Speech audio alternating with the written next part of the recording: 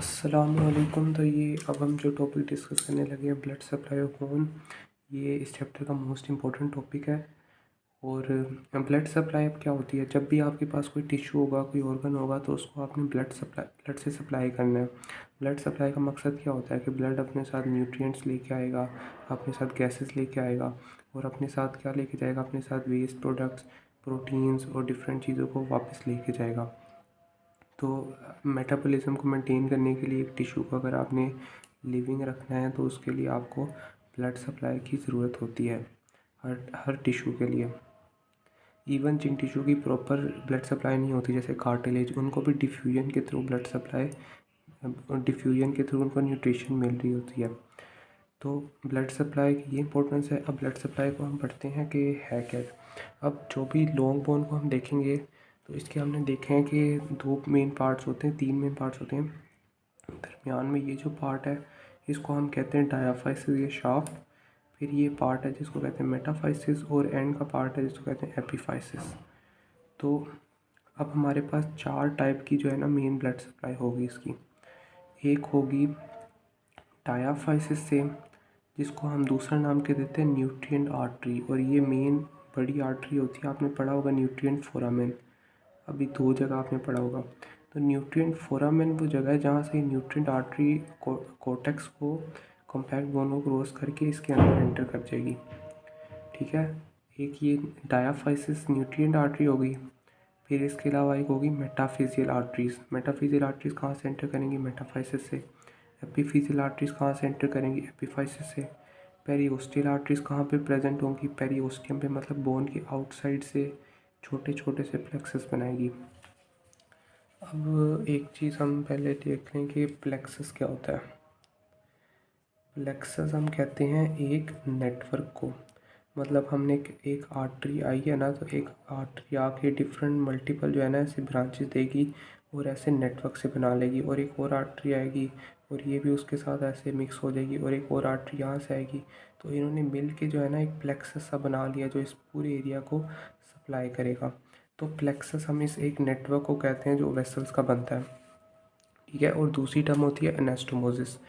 Anastomosis ये होता है कि जब भी दो जगह की आर्टीरियल सप्लाई अलग अलग जगह से आती है, तो दो आर्टरीज़ की ब्रांचेज अगर मिक्स होती हैं किसी भी तरीके से, तो उसको कहेंगे एनास्टोमोसिस। अब इसका मकसद मेन क्या होता है कि अगर एक आर्टरी आपकी जो है ना ब्लॉक हो गई, उससे ब्लड नहीं आ रहा क्लिनिकल किसी भी रीज़न की वजह से, तो दूसरी आर्टरी जो है ना वो उस एरिया को ब्लड सप्लाई करती रहेगी। एक एरिया को ब्लड सप्लाई डिफरेंट तरीके की आर्टरी से, जैसे कि यहाँ पे देखो तो एक न्यूट्रिएंट आर्टरी है डायाफिजियल, एक मेटाफिजियल आर्टरी है, और यहाँ पे इन दोनों का क्या हो रहा है, एनास्टोमोसिस हो रहा है। अब अगर न्यूट्रिएंट आर्टरी ब्लॉक हो जाए किसी फ्रैक्चर की वजह से, ये रप्चर हो जाए और ब्लड अंदर ना पहुँच पाए, तो मेटाफिजियल आर्टरी किसी हद तक इसको कॉम्पेंसेट करेगी, क्योंकि वो भी इस एरिया को ब्लड सप्लाई कर रही है। और अगर यहाँ पे कोर्टेक्स को ब्लड ना मिल पाए तो पेरिओस्टियल आर्टरीज उसको कॉम्पेंसेट करेंगी, क्योंकि वो भी ब्लड लेके आ रही हैं। अच्छा, तो ये मेन चार टाइप्स हैं आर्टीरियल सप्लाई की। अब इनकी डिटेल हम पढ़ते हैं। मेन जो आर्टरी होती है वो तो न्यूट्रिएंट आर्टरी होती है। न्यूट्रिएंट आर्टरी न्यूट्रिएंट फोरामेन से एंटर की है, और इसने कॉम्पैक्ट बोन को क्रॉस करके, अब ये अंदर क्या चीज़ होती है, अंदर होती है मेडुलास, मेडुलरी कैविटी। अब मेडुलरी कैविटी में ये एंटर कर गई है एंडोस्टियम को, स्पॉन्जी बोन को क्रॉस करके, अब ये मेडुलरी कैविटी में आ गई। यहाँ पे इसने डिवाइड करना है दो ब्रांचेस में, एक है इसकी ये असेंडिंग ब्रांच और एक है डिसेंडिंग ब्रांच। एक ने एक तरफ जाना है, दूसरी ने दूसरी तरफ जाना है। तो एक हमारे पास असेंडिंग मेडुलरी ब्रांच आ गई और एक डिसेंडिंग मेडुलरी ब्रांच आ गई। अब ये जो असेंडिंग और डिसेंडिंग मेडुलरी आर्टरी है, इससे फर्दर दो टाइप की आर्टरीज निकलेंगी। एक होंगी इसकी सेंट्रल ब्रांचेस। सेंट्रल से पता चलता है कि ये कहाँ पे जाएंगी, सेंटर में। अब सेंटर में हमारे पास है क्या चीज़ मेनली, सेंटर में हमारे पास है मेडुलरी कैविटी, और इस मेडुलरी कैविटी के अंदर पड़ा क्या हुआ था, इसके अंदर हमारे पास पड़ी थी बोन मैरो। ठीक है, तो जितनी भी अब सेंट्रल जो वो ब्रांचेज जो सिर्फ सेंटर में रह जाएंगी, सेंटर को सप्लाई करेंगी, सेंटर में होगा बोन मैरो। तो बोन मैरो के अंदर क्या होते हैं, साइनोसॉइड। साइनोसॉइड एक टाइप होती है कैपिलरीज की, आप बाद में पढ़ोगे। तो ये मेडुलरी साइनोसॉइड या मेडुलरी कैपिलरीज के अंदर ओपन करती है और इस मेडुला को सप्लाई करेगी। ठीक है। तो न्यूट्रिएंट आर्टरी, उसकी असेंडिंग डिसेंडिंग ब्रांच। अब असेंडिंग ब्रांच डिवाइड होगी, एक उसकी सेंट्रल ब्रांचेज जो सेंटर में जा रही है, दूसरी कॉर्टिकल ब्रांचेस जो कहाँ पे जाएंगी, कोर्टेक्स की तरफ, आउटसाइड की तरफ जाएंगी। तो एक सेंट्रल ब्रांचेज होगी और ये सेंट्रल ब्रांचेज अंदर मेडुला को, बोन मैरो को सप्लाई करेंगी, मेडुलरी साइनोसॉइड्स को। और कॉर्टिकल ब्रांचेस जो है कोर्टेक्स में चली जाएंगी। कोर्टेक्स में जाके ये क्या करेंगी, अब कोर्टेक्स की आपने पढ़ा होगा कि इसका स्ट्रक्चर क्या होता है, कॉम्पैक्ट बोन का। कॉम्पैक्ट बोन का स्ट्रक्चर होता है ओस्टियोन। ओस्टियोन के सेंटर में क्या होता है, हैवर्जियन कैनाल होता है। इस हैवर्जियन कैनाल के अंदर उसकी आर्टरी रन कर रही होती है। तो ये जाके क्या करेगा, ये कोर्टेक्स के अंदर जाके आर्टरी बना लेगा और इसके अंदर आर्टरी के अंदर रन करेगा हैवर्जियन कैनाल के अंदर, और ये इस तरह कॉम्पैक्ट बोन को कोर्टेक्स को सप्लाई देगा। इसके अलावा ये एनास्टोमोसिस, एनास्टोमोसिस हमने पढ़ा, कनेक्शन करेगा विद पेरीओस्टियल आर्टरीज, मतलब उस एरिया में दूसरी आर्टरीज भी आ रही हैं, वो कौन सी हैं, पेरीओस्टियल आर्टरीज। अब न्यूट्रिएंट आर्टरी यूजुअली बोन की एक ही होती है और वो सेंटर से एंटर करेगी, और इस तरह उसने दो ब्रांचेस दे दी। अब उसने सेंट्रल ब्रांचेस दे दी, कॉर्टिकल ब्रांचेस दे दी, और साथ वो खुद कंटिन्यू करती जा रही है। अब वो कंटिन्यू करती जाते जाते एंड पे आ जाएगी। अब एक जो इमेच्योर लॉन्ग बोन है, उसके अंदर क्या होगा कि यहाँ पे हमारे पास ग्रोथ प्लेट प्रेजेंट होगी। ग्रोथ प्लेट की वजह से यहाँ पे ये सिर्फ मेटाफिजियल आर्टरीज के साथ ही एनास्टोमोस कर सकती है। ठीक है। तो यहाँ पे ये एंड तक पहुँच गई मेटाफाइसिस के लेवल पे यहाँ पे इसने जाके वो एंड आर्टीरियल लूप्स बनाने हैं, और साथ इसका एनास्टोमोस होगा मेटाफिजियल आर्टरीज। अब मेटाफिजियल आर्टरीज क्या होती हैं कि छोटे छोटे, यहाँ पे एक तो बड़ा न्यूट्रिएंट फोरामेन है, बड़ा होल है, एक छोटे छोटे फोरामेन, छोटे छोटे होल होंगे, जिससे स्मॉल स्मॉल जो वेसल्स है, आर्टरीज हैं, वो अंदर एंटर करेंगी मेटाफाइसिस के लेवल पे, बिल्कुल ग्रोथ प्लेट के पास। इनको हम कहेंगे मेटाफिजियल आर्टरीज। फिर कुछ आर्टरी जो हैं इस साइड पे एपिफिजियल आर्टरीज, वो भी ऐसे ही छोटी छोटी आर्टरीज एंटर करेंगी, कोर्टेक्स को क्रॉस करेंगी और अंदर एपिफाइसिस के अंदर आ जाएंगी।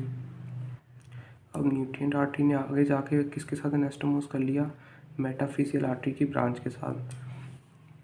तो और मेटाफिजियल आर्टरी, ठीक है, मेडुलरी की ब्रांच के साथ एनास्टोमोस कर लेती है, और इसके अलावा एपिफिजियल के साथ कर सकती है। अब जब तक ये ग्रोथ प्लेट दरमियान में प्रेजेंट है, तब तक इन दोनों के दरमियान में एनास्टोमोसिस नहीं हो सकता है, इनके दरमियान एक दीवार है।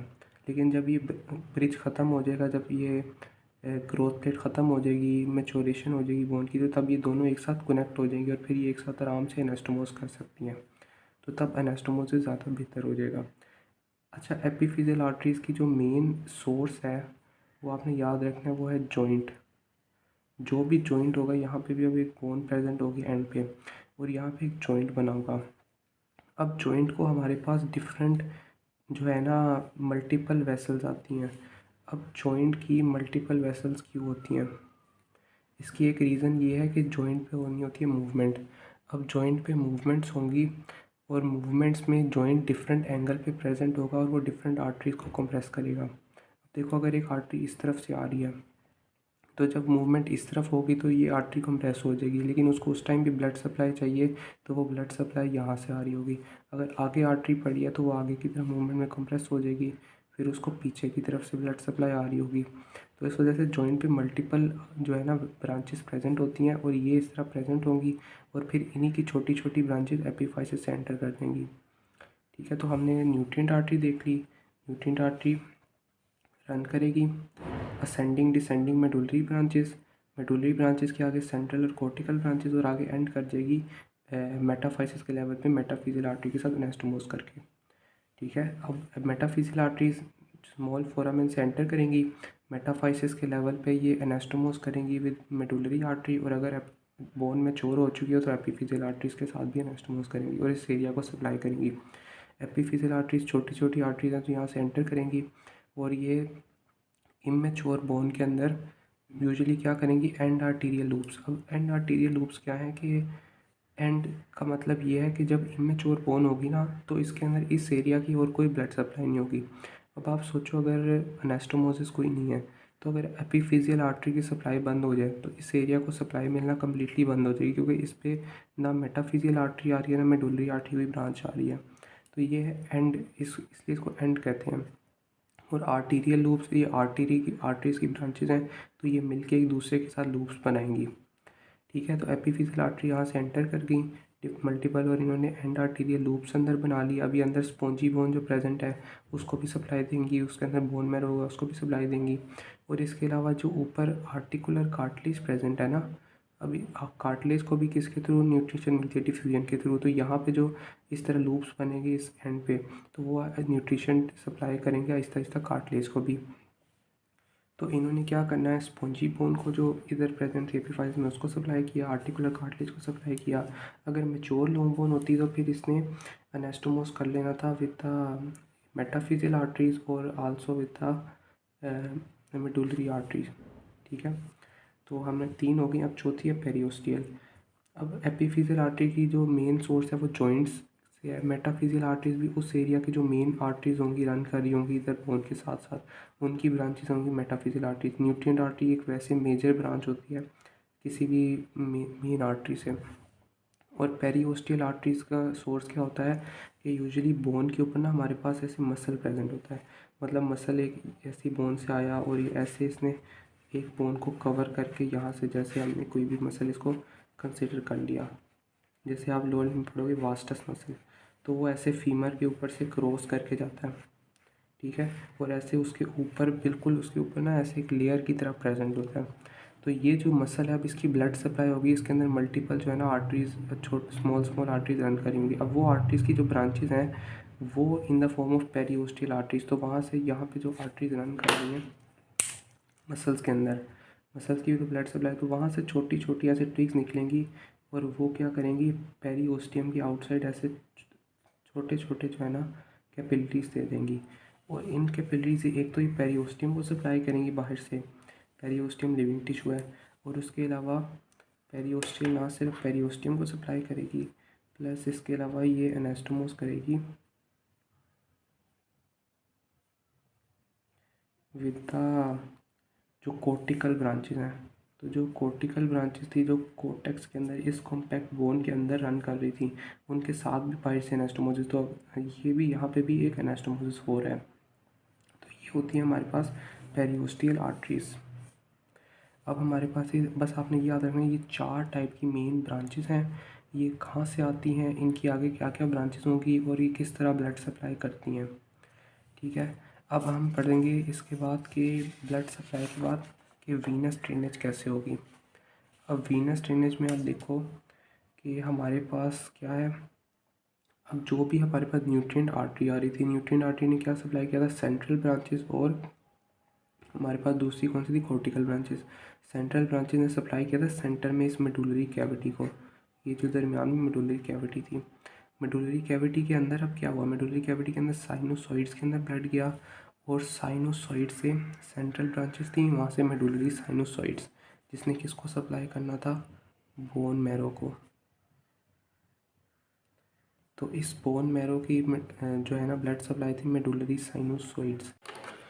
अच्छा, तो जब भी हमारे पास एक आर्टीरियल एक ऐसे कैपिलरी का सिस्टम है कि हमारे पास यहाँ पे आर्टरी होगी, फिर उसके बाद ये कैपिलरीज में ओपन होगी, और कैपिलरीज आगे किस में ओपन होती हैं, वीनस वेन्यूल्स में, और फिर आगे उससे वेन बनती है।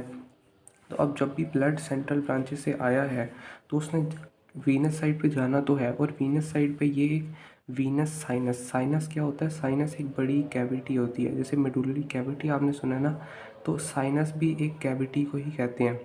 तो आप समझो कि मेडुलरी कैविटी के अंदर ना एक ऐसी जगह के अंदर ब्लड पूल हो जाएगा, ब्लड इकट्ठा हो जाएगा, जैसे एक गड़ा सा बन जाता है, या एक जगह पे आपने स्टोर कर लिया। तो ये ब्लड जो है ना सेंट्रल वीनस साइनस के अंदर आहिस्ता आहिस्ता इकट्ठा होता जाएगा, और फिर वहाँ से ड्रेनेज हो रही होगी आहिस्ता आहिस्ता।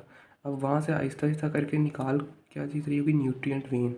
जैसे न्यूट्रिएंट आर्टरी न्यूट्रिएंट फोरामेन से एंटर करती है, वैसे न्यूट्रिएंट फोरामेन से न्यूट्रिएंट वेन भी लीव कर रही होती है।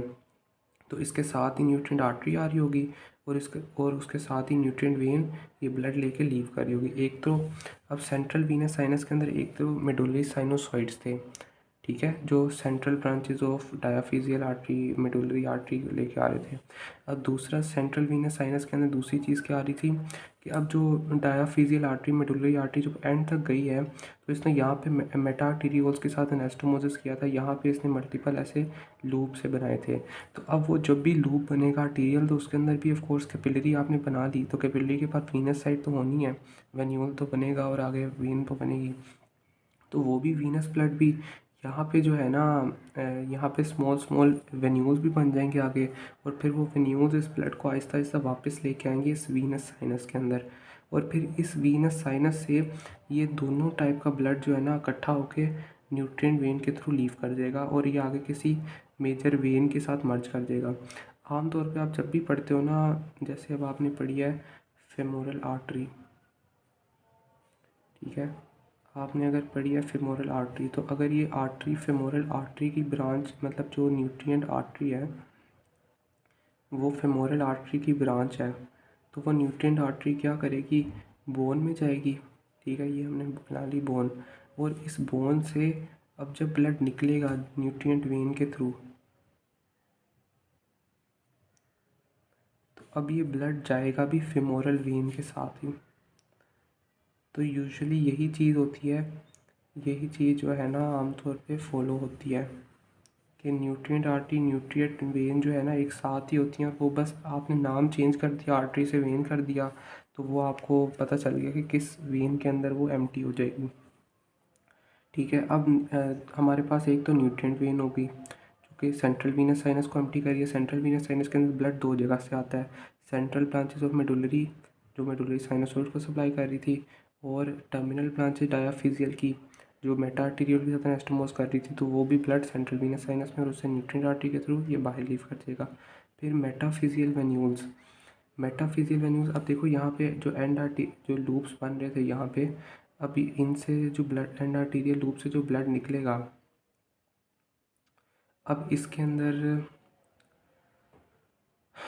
अब ये ब्लड सारा उस तरफ नहीं जा रहा, सेंट्रल वीनस साइनस की तरफ नहीं जा रहा, थोड़ा सा ब्लड जो है ना इनमें से कुछ ब्लड थ्रू मेटाफिज जैसे मेटाफिजियल आर्टरीज एंटर कर रही थी छोटे छोटे फोरामेन से, उसी तरह मेटाफिजियल वेन्यूल्स भी जो है ना छोटे छोटे फोरामेन से इसको लीव कर रहे होंगे यहाँ से।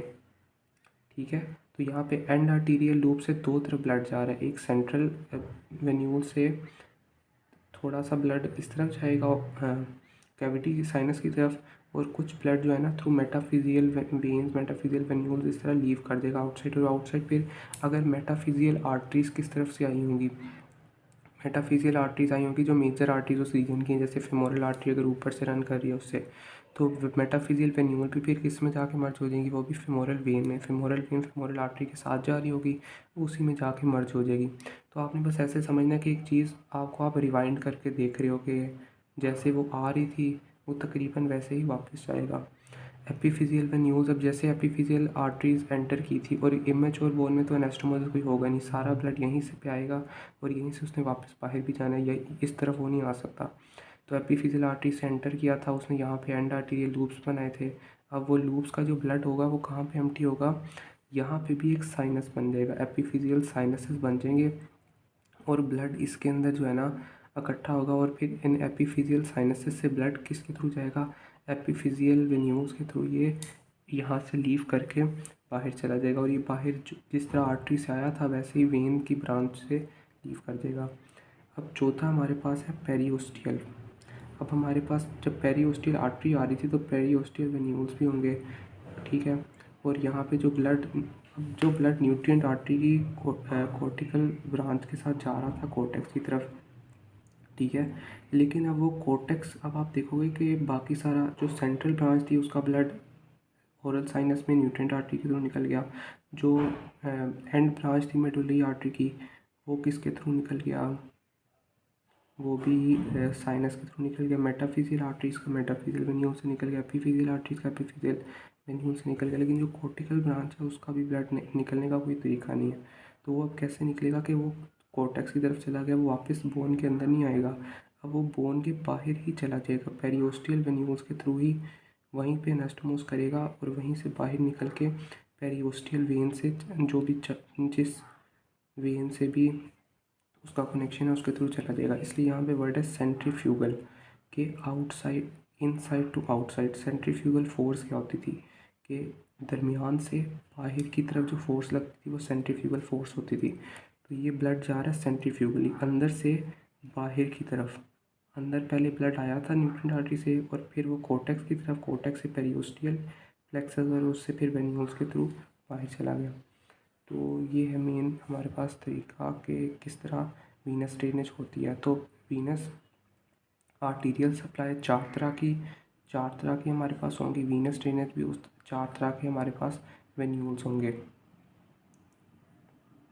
अच्छा, तो अब हमें जो सम अप करना है अपनी सारी आर्टीरियल और वीनस सप्लाई को, तो अब हम एक तरफ क्या बना लेते हैं, अब हम एक तरफ अपनी लिख लेते हैं आर्टीरियल, एक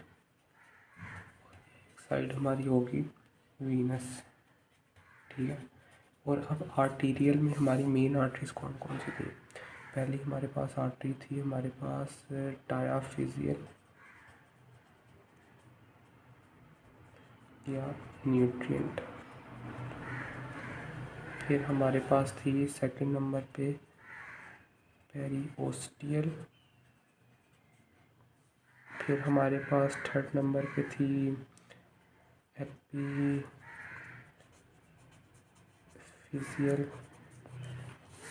और हम इसको मेटाफिजियल को यहाँ पे लिख लेते हैं।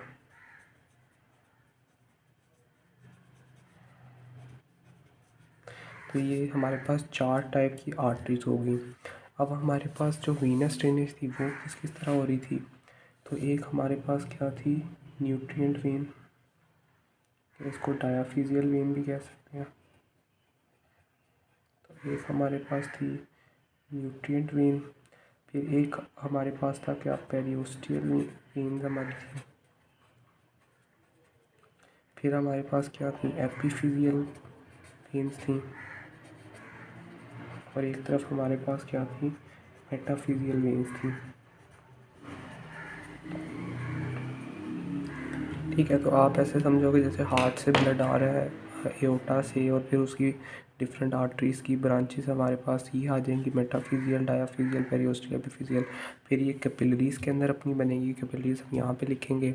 और फिर वो किस तरह कैपिलरीज़ से डिवाइड होंगी इन वीनस ब्रांचेस में, फिर वेन्स में जाएंगी और फिर वेन्स के थ्रू वापस हार्ट को चली जाएंगी। तो ये हम बेसिक इसकी सर्कुलेशन को एक तरह डिस्कस कर सकते हैं।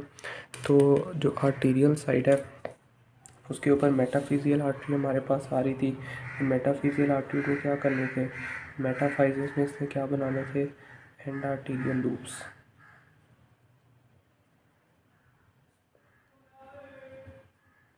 अब डायाफिजियल ने आगे आके क्या बनाना था, इसने आगे आके बनाना था मेडुलरी आर्टरी। अब मेडुलरी आर्टरी की एक हमारे पास ब्रांचेस थी, कौन सी, कोर्टिकल ब्रांचेस। फिर एक हमारे पास थी इसकी सेंट्रल ब्रांचेस। और फिर एक हमारे पास जो थी, जो इसकी डिस्टल जहाँ पे एंड हो रहा था, तो एक इसका डिस्टल पार्ट है। अब जो डिस्टल पार्ट है डायाफिजियल न्यूट्रिएंट आर्ट मेडुलरी आर्टरी का, वो भी मेटाफिजियल आर्टरी की एंड आर्टीरियल लूप्स के साथ एनास्टोमोस कर रहे थे। और फिर ये डायाफिजियल आर्टरी, अब कोर्टिकल पेरियोस्टियल आर्टरी जो है वो किसको सप्लाई कर रही थी, वो भी हमारे पास जो है ना प्लेक्सस बना रही थी, पेरियोस्टियल प्लेक्सस। और इन पेरियोस्टियल प्लेक्सस के अंदर फिर कोर्टिकल कैपिलरीज भी, जो कोर्टिकल ब्रांचेज है मेडुलरी आर्टरी की, वो भी इसके साथ एनास्टोमोस कर रही थी। एपिफिजियल जो है, अगर हम बात करें इमेच्योर लोगों की, तो इमेच्योर के अंदर जो है अभी ग्रोथ प्लेट होगी, तो अभी ये सिर्फ बनाएगी लूप्स, आर्टीरियल लूप्स बनाएगी इन एपिफाइसिस। ये बस एपिफाइसिस के अंदर आर्टीरियल लूप्स बनाएगी। इन आर्टीरियल लूप से क्या होगा, ये आर्टीरियल लूप्स का ब्लड फिर कैपिलरीज में जाएगा। एपिफिजियल जो लूप्स हैं इनके अंदर एपिफिजियल, इसके अंदर स्पेसिफिक नेम तो नहीं है बट आप इनको कह लो कैपिलरीज। और इन कैपिलरीज से फिर एपिफिजियल साइनसेस होती हैं।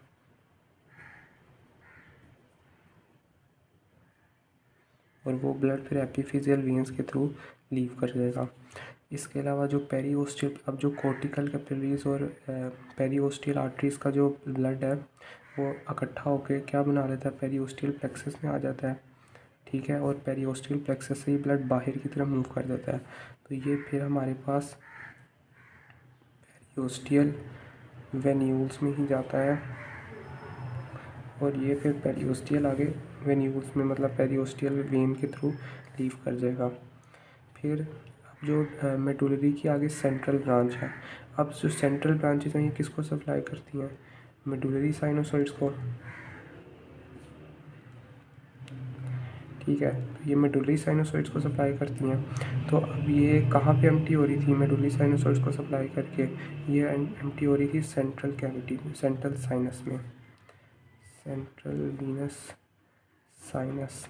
और इसके अलावा यहाँ पे जो मेटाफिजियल और डिस्टल ब्रांच ऑफ मेडुलरी इनका से जो अनास्टोमोसिस एंड आर्टेरियल लूप्स बने थे, कुछ इनका ब्लड भी किसके अंदर आ जाएगा, सेंट्रल वीनस साइनस के अंदर, ठीक है। मतलब यहाँ पे दरमियान में आप कह लो कि कैपिलरीज होंगी एंड आर्टेरियल लूप्स के बाद कैपिलरीज आएंगी और उस कैपिलरीज के बाद कुछ उसका ब्लड इधर लीव कर जाएगा और कुछ इसका जो ब्लड है वो किस तरफ लीव कर जाएगा, मेटाफिजियल के थ्रू।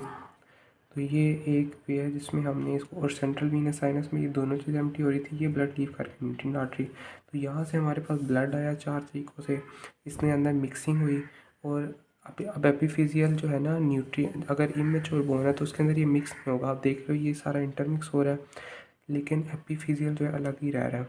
जब तक मैच्योर लॉन्ग बोन नहीं होगी और उसका कार्टिलेज प्लेट ख़त्म नहीं होगी तब तक एपिफिजियल जो है ना अलग ही रहेगा। इसलिए इसको हम एपिफिजियल को स्पेसिफिकली हम एंड आर्टरी कहते हैं, क्योंकि इसमें अनेस्टोमोसिस नहीं होता कोई। एपिफिजियल आर्टरीज को एंड आर्टरीज भी कहते हैं इन इमेच्योर बोन।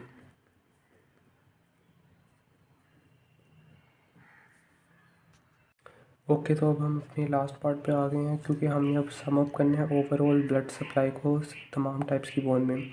तो लॉन्ग बोन में हमने डिटेल से देखा है कि हमारे पास कौन कौन सी आर्टरीज होती हैं, पेरिओस्टियल होती है, एपिफिजियल होती है, इसके बाद हमारे पास मेटाफिजियल होती है और हमारे पास डायाफिजियल है जिसको हम न्यूट्रिएंट आर्टरी भी कहते हैं, वो हमारे पास प्रेजेंट होती है।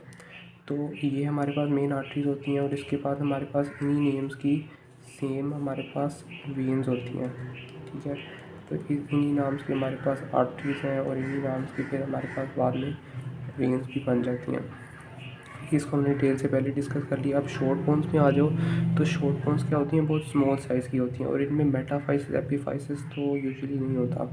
तो इनमें यूजुअली अब देखो ऐसे एक बोन है शॉर्ट बोन, तो अब इसके ऊपर यूजुअली जो भी सरफेस नॉन आर्टिकुलर होगी, मतलब जॉइंट नहीं बना रही होगी, तो उसके ऊपर जो है ना ऐसे कर, या उसके ऊपर जो है ना ऐसे करके पेरिओस्टियल, जैसे हमने पढ़ी है पेरिओस्टियल आर्टरीज, तो इस तरह पेरिओस्टियल आर्टरी जो है ना उसको कवर कर रही होंगी विद आर्टीरियल लूप्स प्लेक्ससेस। और फिर ये जो पेरिओस्टियल प्लेक्ससेस हैं इनके अंदर ये पेरिओस्टियल आर्टरीज ही होंगी और पेरिओस्टियल आर्टरीज फिर इसके ऊपर वही क्या काम करेगी कि प्लेक्सस बनाएगी और फिर वही उसके प्लेक्सस से जो आर्टरीज निकलेंगी वही उसके अंदर कॉम्पैक्ट बोन को भी सप्लाई करेंगी।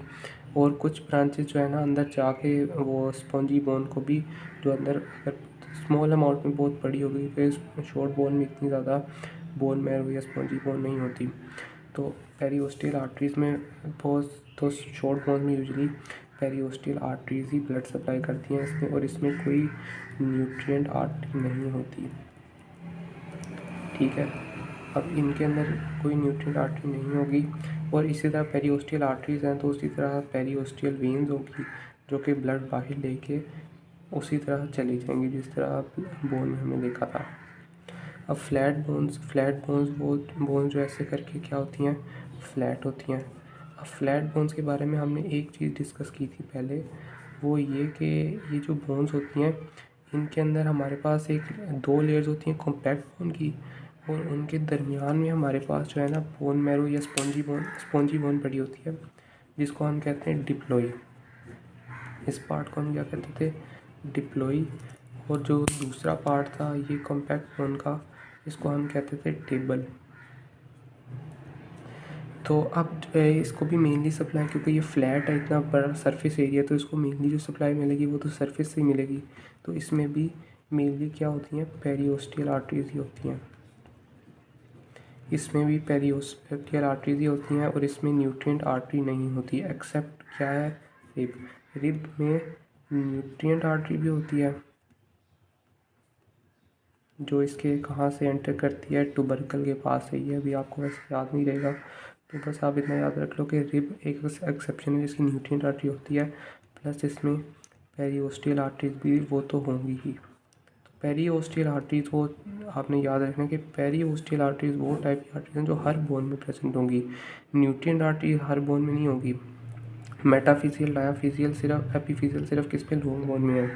लेकिन पेरियोस्टियल बोन की सरफेस को कवर करके उसको सप्लाई देने वाली बोन जो मल्टीपल है वो हमेशा आपको नज़र आएंगी, फ्लैट बोन में, शॉर्ट बोन में, रेगुलर में, लॉन्ग बोन में।